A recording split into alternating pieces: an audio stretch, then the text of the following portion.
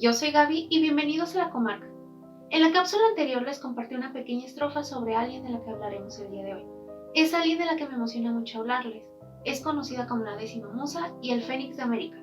Hoy les voy a hablar un poco sobre la vida de Sor Juana Inés de la Cruz.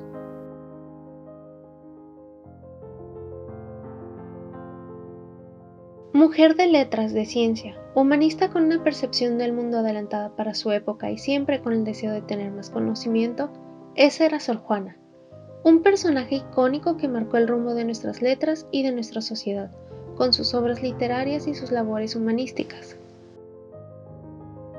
Han pasado más de 300 años desde su nacimiento, aunque la fecha exacta es uno de esos datos que no se tienen del todo claros sobre la poeta.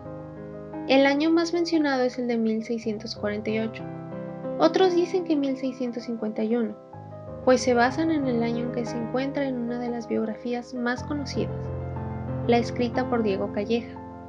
Cualquiera que fuese la fecha de su nacimiento, podemos afirmar que desde muy pequeña mostró un gran interés por el conocimiento. Sor Juana fue una mujer criolla nacida de una pareja no casada, por lo que fue una hija no legítima. Años después de que naciera, su madre se casaría y tendría más hijos.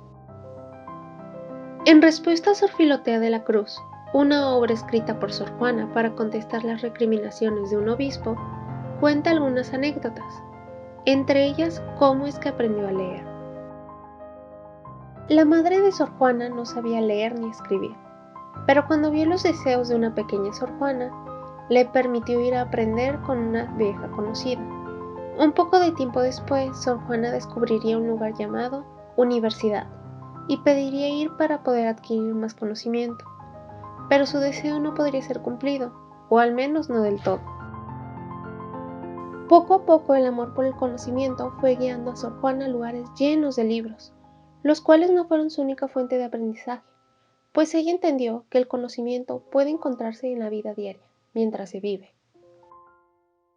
Conforme pasó el tiempo, el mundo se fue modernizando, pero la evolución de la colonia iba a su propio ritmo, en gran medida por seguir las mismas pautas que España.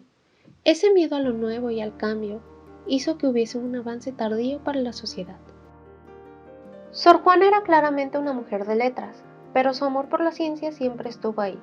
Buscaba la manera de no quedarse atrás en cuestión de los descubrimientos que se hacían. En la colonia, la cultura y el arte como una manera de expresión del pensamiento y no del sentir, era un recurso al cual era difícil de acceder. Obtener educación no era algo fácil. Los privilegiados eran personas contadas que utilizaban sus riquezas para cumplir con sus excesos. Las mujeres de clase alta, mujeres de la corte, eran algunas de las privilegiadas a las que se le permitía tener acceso a la cultura. Claro que este acceso era mucho menor que el de los varones.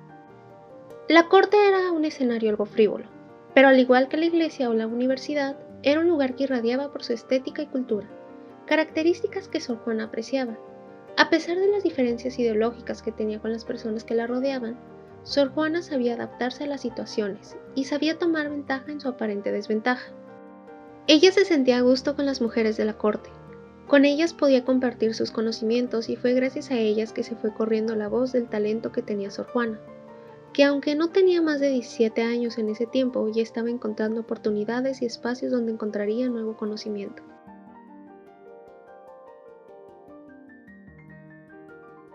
En las obras de Sor Juana se puede ver el claro amor que le tenía al conocimiento. Incluso desde muy pequeña fue la clase de persona que decidió dejar su golosina favorita de ese entonces, el queso, solo porque escuchó que hacía tontos a los niños. Espero les haya gustado escuchar un poco más sobre la vida de la 10ª musa y estén preparados para que hablemos sobre uno de los movimientos artísticos del siglo pasado, conocido por sus estructuras algo inverosímiles. Pero esto será hasta la siguiente semana. ¡Hasta la próxima!